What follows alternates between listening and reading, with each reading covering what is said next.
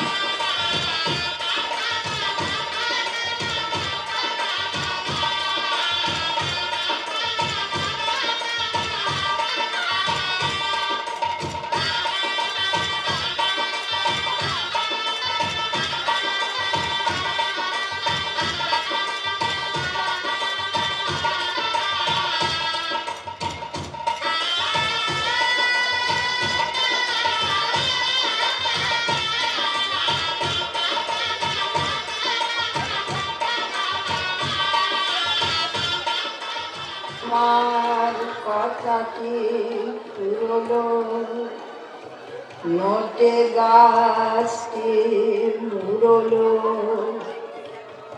আমার কথাটি ফুরলো, নোটে গাছটি। আমার কথাটি ফুরলো, নোটে গাছটি মুড়লো। আমার কথাটি ফুরলো, নোটে গাছটি।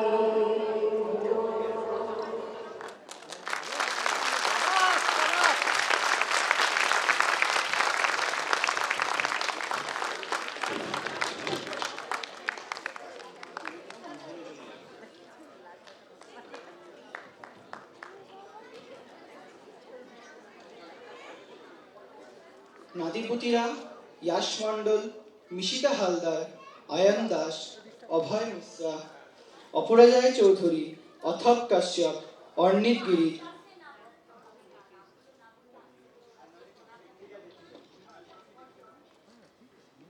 নাদিপুতিরা, ইয়াশ মণ্ডল,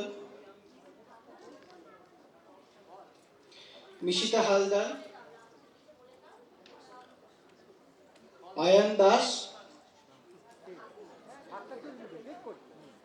আসলে আমরা একটুখানি টেনশন করছি তাড়াতাড়ি করার জন্য।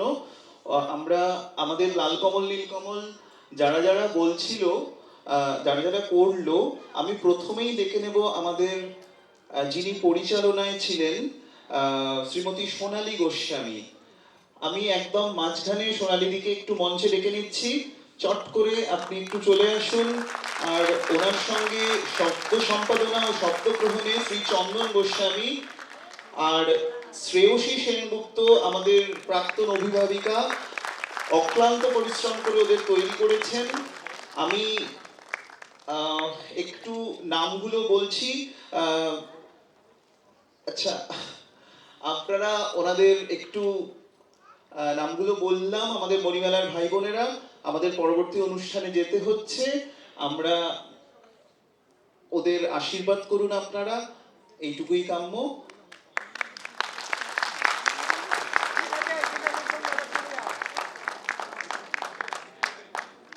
আচ্ছা, তোমরা আস্তে আস্তে লাইন করে গ্রিন রুমে চলে যাও।